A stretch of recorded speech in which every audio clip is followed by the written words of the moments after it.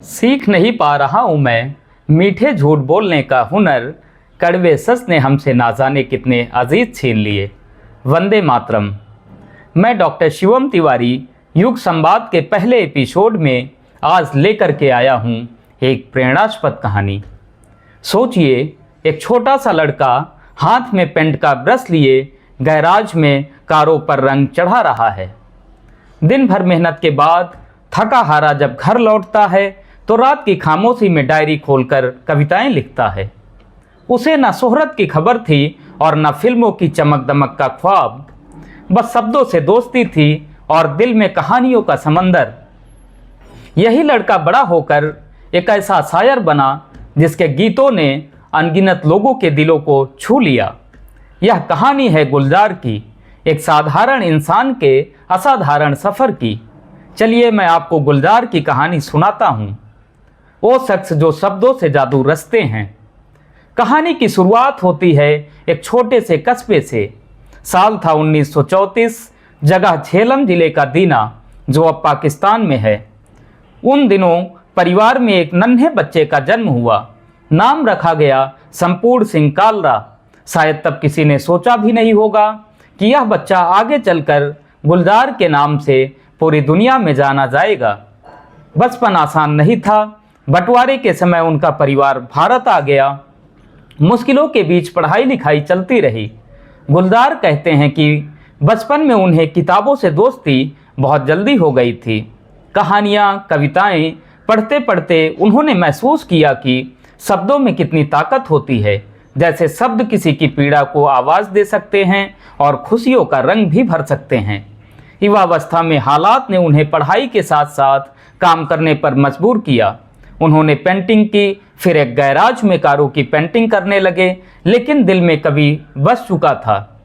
वो लिखते रहे, डायरी भरते रहे, दोस्तों से छिपकर भी कविताएं लिखते रहे ताकि दोस्त उनका मजाक न उड़ा पाएं। कहानी में एक मोड़ आता है जब गुलजार साहब ने फिल्मों की दुनिया में कदम रखा। शुरुआती दिनों में वो शायरी के शौकीन थे, मगर गीत लिखने का मौका मिला उन्हें फिल्म बंधनी में। उस गीत ने उन्हें रातों रात पहचान दिला दी। धीरे धीरे उन्होंने सिर्फ गीत ही नहीं लिखे, कहानियाँ लिखी, फिल्में निर्देशित की और अद्भुत कविताएं रची। उनकी कलम में एक अलग ही सादगी है। वो आम चीज़ों पर लिखते हैं, गली, बारिश, पेड़, धूप, लेकिन उनकी लिखी बातें लोगों के दिलों को छू जाती हैं।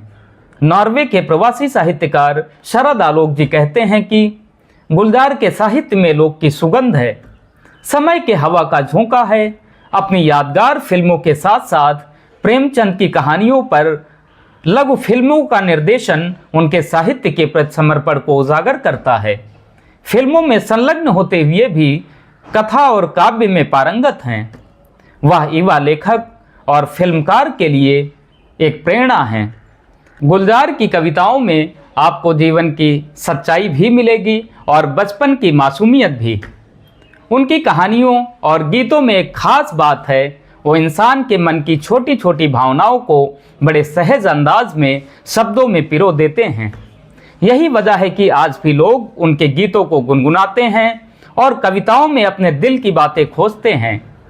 गुलजार को साहित्य अकादमी अवार्ड, पद्म भूषण अवार्ड और दादा साहब फाल्के जैसे कई बड़े सम्मान मिले, लेकिन अगर उनसे पूछा जाए कि उन्हें सबसे बड़ी खुशी किस चीज़ में मिलती है, तो कहते हैं कि जब लोग मेरी लिखी लाइनें अपने दिलों के करीब महसूस करते हैं, वही मेरे लिए सबसे बड़ा इनाम है।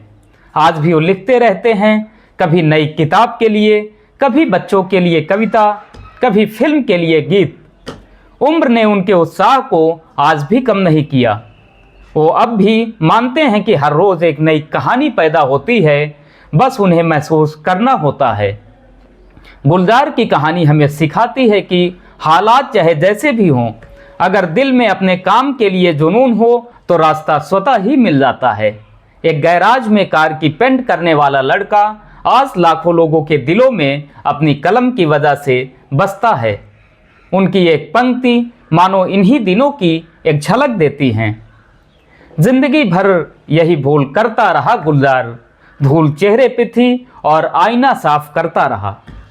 बचपन के उन दिनों को याद करते हुए उनकी एक पंक्ति बहुत याद आती है।